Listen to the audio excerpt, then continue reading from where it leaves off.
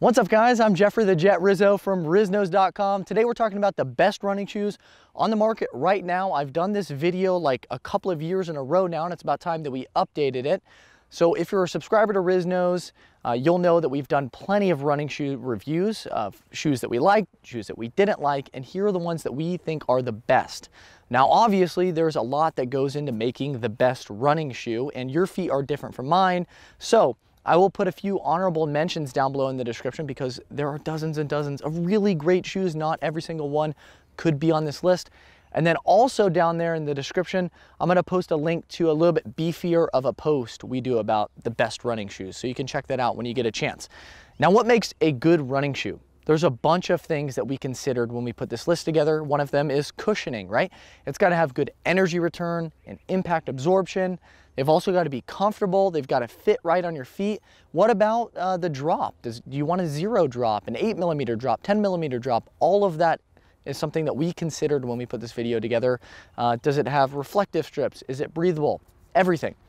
So let's get into the list because I think you guys are really going to like these shoes.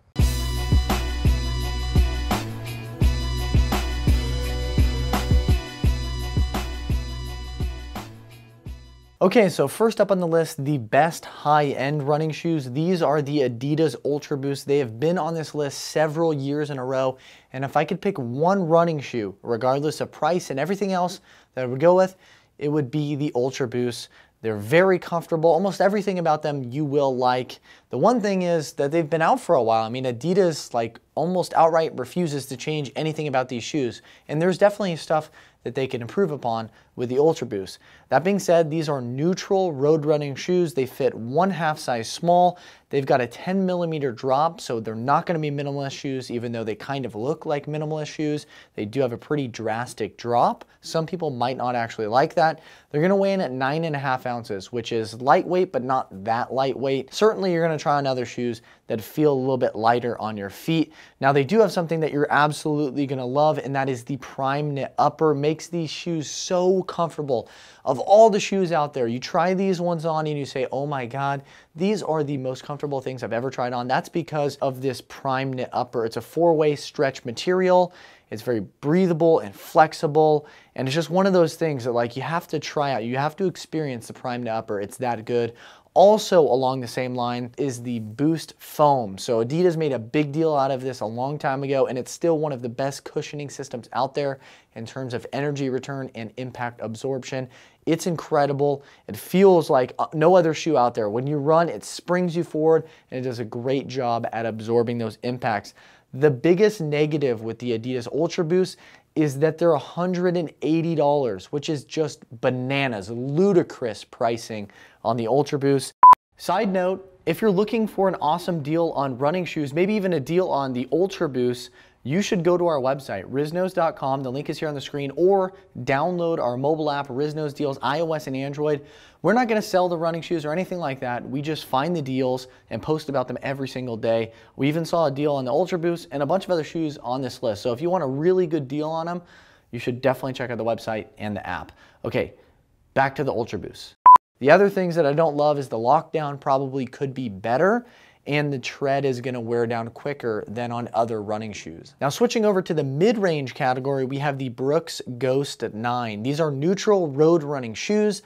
They're going to fit true to size, and they have a 12mm drop, which means anybody looking for minimalist running shoes, yeah, you're going to steer clear of the Ghost 9. You will notice that drop. Some people may actually like that though, and they weigh in at 10.5 ounces. So on the heavier end for running shoes, so not minimalist and not really all that lightweight, but the DNA foam, that cushioning is awesome. It's pretty darn good for bounce back and energy absorption. We really like it. It's not on par with the Boost technology, but it's still really good. They've got it's a new mesh upper, which is a little bit more breathable, but the toe box on the Ghost 9, I don't really like it as much as I like the toe box on the Ghost 8. It's a little bit more restricting. You're going to have a little bit more of a break-in period with these shoes, but they do have solid tread. They're pretty good road running shoes, and you can find them pretty much every day for under $100. So pretty affordable shoes. Now on the downside, like I said before, they're not lightweight. They have a lot of padding. There's going to be a little bit of a break-in period. And just overall, there are some better running shoes that exist, but for the price, they're not a bad option. Now, if you're really price conscious, here's the budget level running shoes that we like. They are the New Balance Fresh Foam Zonte 3. So Matt actually did a review of these the other day. The link to that is down below in the description. What we like about these, other than price, I mean, price point is $90 or under. You can find them all the time. Really good deals. They're neutral shoes. They fit true to size. They also have a 6mm drop, so they're a little bit more on the minimalist end. We've even seen some CrossFit shoes that have a little bit more of a drop than these. So we like the fact that they are more minimalist. These are kind of like sprint shoes, right? You're gonna run shorter, quicker distances in them, but we really, really like them. They're soft, they've got pretty darn good cushioning, although it is a little bit firmer than we've seen on some other New Balance shoes and other running shoes in general. We like the upper, it's comfortable, it's very breathable, very flexible, and just overall, these are good running shoes. I mean, they're great running shoes, especially for the price, and we also happen to like how they look on your feet too. So if you're watching your wallet, you definitely gotta check out these Zonte 3s. Now, I know a lot of you guys buy running shoes and then use them as everyday shoes. I do that all the time, and that's why we added a most versatile category. The Nike Lunar Epic Low Flyknit 2s are awesome. These are some of our favorite shoes we've ever tried out. Insanely comfortable. They actually fit true to size-ish, although Nike's sizing is always a little bit wonky. These are neutral shoes. They've got a 10mm drop, so it is a little bit more drastic, but the weight is around 8.5 ounces. So actually really lightweight running shoes. They've got Nike's Flyknit upper, so it's crazy soft and flexible and pliable. The one thing is it doesn't breathe very well. We thought it would breathe better. It's not the best out there. These guys also have Nike's Lunarlon cushioning system, which we've said great things about in the past. It doesn't tend to be the most durable cushioning system out there, but you know, the first couple of months of running with these shoes, it actually is really nice. On the downside though, $140 for these shoes. We also worry about the Flywire cables in terms of durability, and then rocks and pebbles seem to get stuck in the tread on these shoes more than any other shoes out there. But look, if you're looking for casual shoes and running shoes, these are the way to go. You gotta check out the Nike Lunar Epic Low Flyknit 2s, even though they've got a very long name. Now switching over to the People's Choice, these are the running shoes that we couldn't leave off the list. We've actually got two here, the Asics Gel Nimbus 19 and the Asics Gel Kayano 23s or 24s. These are some of our favorite running shoes out there, but they're almost like the default for anybody that wants to get into running more. Like people just say, check out the Gel Kayanos or check out the Gel Nimbus out there. There's lots of good things to say about them. If you're a neutral runner or maybe you underpronate a little bit, roll outwards, maybe check out the Nimbus 19.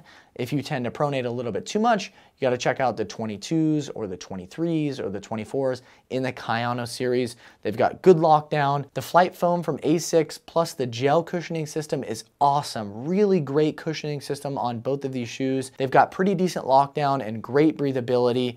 The one thing is $160 for these shoes. The price points are just insane. Now, I actually prefer the Gel Kayano series. I don't think you can go wrong with the 22s or the 23s and even the 24s. But some people out there like the Nimbus 19. It's just a person by person thing. I think with the Nimbus 19, there's a little bit too much padding and a little bit too much of a break-in period. But overall, these are like the default. You have to have them on the list. And last up here, we have the Editor's Choice. So these are the shoes that got us pretty excited. Like they're different than the other running shoes on the list. We went with the Under Armour Speedform Gemini 3 Record Equipped. So the Record Equipped basically means that these are smart shoes. They have technology built in. So the shoes by themselves are gonna record your distance and your average pace and things like that. And then they can sync that information to the Map by Run application. But if you pair the shoes with your phone when you go running, you're gonna get cadence and you're obviously gonna get your route and a lot of the GPS data. So these are really smart shoes. They're pretty neat from a lot of different angles. And by the way, they happen to be really good running shoes by themselves. So you can actually get them without the Record Equipped technology. But we just like them because they're good running shoes. The cushioning is awesome. We think they look nice. There's far less distractions with these shoes. There's less seams and all of that stuff. And they're just really good running shoes with a pretty cool twist. The Record Equipped stuff got a lot of attention early on, but people seem to have fizzled out on it. But I think it's really nice. For anybody that's looking to track their running a little bit more and they don't want to have a GPS watch or they don't want a bunch of other technology, these are some pretty cool shoes to check out. They retail for right around 130 bucks.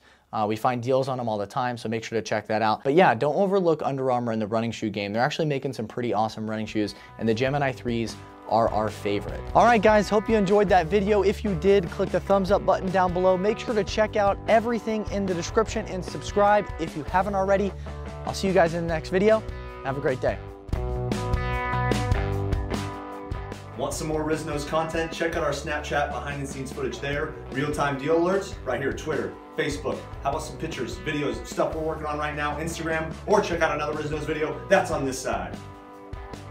Oh!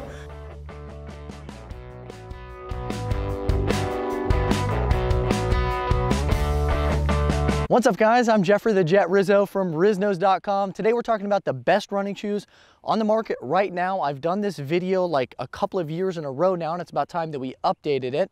So if you're a subscriber to RizNose, you'll know that we've done plenty of running shoe reviews of shoes that we liked, shoes that we didn't like, and here are the ones that we think are the best.